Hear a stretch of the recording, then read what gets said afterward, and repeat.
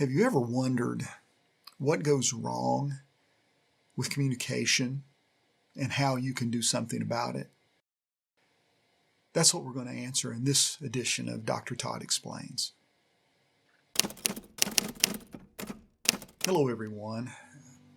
In this video I want to talk about the moral nature of all conflict. Proverbs 18:17 tells us that the first to plead his case seems just until another comes and examines him. This passage came to mind as I was counseling a couple the other day who were in the midst of a terrible fight. In those instances, as a counselor, you walk a fine line. You want to help the couple navigate through the conflict without you getting pulled into it. And it was during this latest experience that something occurred to me as I was sitting there. You know, almost every fight a couple experiences, now this goes for not just couples, but I'm going to focus in on couples here because this is what I'm drawing from. Almost every fight a couple experiences deals with a claim of someone being right and someone being wrong. Well, since right and wrong are the topics of these discussions, it occurred to me that couples are really engaging in a moral argument. Now, it sometimes gets presented when they come for help that they don't communicate well. Well, we're having trouble communicating. Well, now, as I think about this, and I was thinking about that instance the other day, it's not that couples can't communicate. They can communicate just fine. The problem is they're both arguing from two separate moral frameworks. It's a battle of whose morality is superior on a given issue. Now, it would be easy for you to say, well, that sounds great, Dr. Todd, but just have them follow the Bible. That should be their standard of morality. Well, true enough. However, something happened to us. Our sense of morality has been twisted by the fall. This means that we all operate in moral frameworks that are a combination of biblical purity and self-serving preservation. So, what that leaves us with is ever since Genesis 3, all humans have an inherent sense of being unclean. They suppress their uncleanliness by pretending to be clean. It reminds me of the Pharisee. Thank you, Lord, I'm not like that guy, the tax collector. And there's this overemphasis, because we know something deep down with us is wrong, that we overcompensate by emphasizing only that which is right and emphasizing that which is wrong in other people. So what that looks like in reality is that we must always strive to maintain a positive self-image. We develop a moral code to protect and maintain this self-image.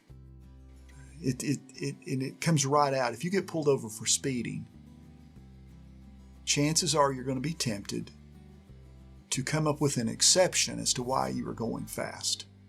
So think that we're all prone to do those kind of things. So since this code, this moral code that we've developed to protect our self-image, to make us the good guy or the good girl, since that code is so deeply ingrained in us, because it starts very early, we really rarely question its truthfulness or its accuracy. And our intuition administers this moral code by making snap judgments. We size someone up in a heartbeat and we make a judgment about them. And then what we'll do, or we'll interpret a situation based on our own moral code, which remember now is a mixture of biblical purity and self-preservation. And a lot of things we emphasize, by the way, aren't biblical purity, they're the other thing. Then we use our rational skills to justify the intuitive moral judgments we've already made. It's kind of like we like to think we're very rational creatures, and we do have rationality, it's part of being an image bearer. But what really is happening is we make snap gut decisions based on intuition, which are sifted through this moral framework that we've developed over the years on how people are, for instance, or how they are in relation to us. It's like the lady who was hurt badly in a divorce and never really quite got over it. And she hears on television where a couple is getting divorced after so many years, and her first thought to her friend is, I wonder who he cheated on with. Do you see how that kind of works? It's a protection thing, but it's skewed everything she sees, and she's not even aware she's really doing it. She's just convinced that all men are pigs in this situation, and all of them are cheaters without having any facts. And then when you hear a little bit later on in the report that the lady cheated, she'll kind of back on the back end say, well, I'm sure she had her reasons. That kind of thing. And it makes absolutely no rational sense, but that's how these laws will work. These little L laws is what I call them. They're not big L laws from the Bible, but they're put in place to help us navigate through reality and hurt, and they protect us in some ways. So a great number of these fights that you see, or conflicts that people get into, emerge from these moral code violations. These little L laws we're carrying around in our hearts that are, and what happens is remember now, we will make snap judgments and then rationalize on the back end why we made the snap judgment to justify our decisions. Well, we end up getting mad at someone when they break one of our little internal laws. Okay, one of our little, instead of the law of God, for me to be the law of Todd, right? So we get mad at someone who does that, or we get mad when someone calls us on our flimsy reasoning for calling them out, because we don't have a good reason many times, and that keeps conflict going. Now, at this point in that kind of conversation, the two people, the two opponents, for lack of a better term, are no longer seeking truth. It's all about saving face at that moment. It becomes this race to the top of moral mountain, and when they get there, they discover that they've climbed the wrong hill. So, Christian communication needs to be different. It needs to transcend all this. It needs to be seasoned with grace and searching for truth. Well, how then can we communicate Christianly with those in which we find conflict with? We're getting a fight with. How do we communicate Christianly with them? Well, there's 4 simple steps. They're hard to execute, but they're easy to understand. The first is we stand with them. And what I mean by that is we see them as a fellow image bearer. Francis Schaeffer used to say, he who sits across from you is one of our kind. So we remember that they're human beings and worthy of dignity and respect, even if they're a little misguided. We also understand that they're broken, just like we are. And what they're really doing, especially when it gets real conflictual, is they're really trying to save face. So you need to remember that. So you stand with them.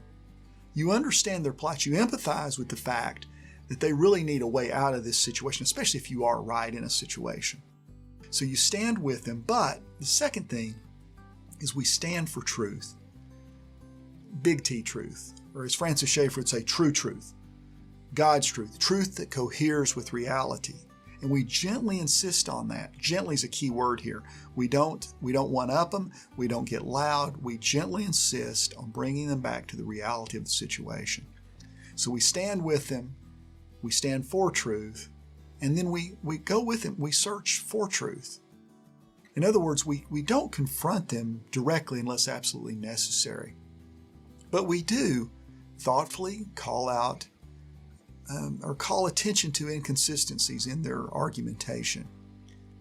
We maintain a spirit of curiosity by asking good questions. We're also willing to answer any questions they bring our way, with gentleness and respect, by the way. And then we help them, once we get all those thoughts and facts and beliefs on the table, their perspective, then we help them carry those assertions they've made out to their logical conclusions. Now, so we stand with them, we stand for truth, we search for truth, and then we celebrate with them if they start to come around. As they start making that turn, remember they're trying to save face. So this is not the time for I told you so. It's time to be patient and kind still, and give them time to update their moral code in their brain. Give them a way out.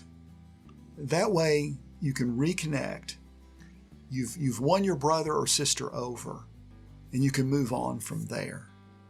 So as you're seeking to communicate clearly, a lot of it has to do with you tending your own soul as you engage them. Be aware that you are just like they are. You have your own set of big L laws and little L laws. And the little L laws have been put in place somewhere in your past to protect you from something or someone. And realize, though, they get administered just like they were big L laws a lot of times. And this is where the disgust, this is where that sense of you're unclean comes from when you get angry with someone. Either that, or they've pointed out the fact that you are not being rational, for instance, and then that doesn't let you save face. So remember, when you interact with loved ones in an interaction, or just with conversational partners, remember that they are image bearers just like you, and they're broken. Well, I hope this has been helpful. If you like the work I'm doing, I hope you communicate with me. Communicate well in the comments section. Don't forget to subscribe and hit that like button so you won't miss any other video in my next video. God bless. Look forward to seeing you on the next video.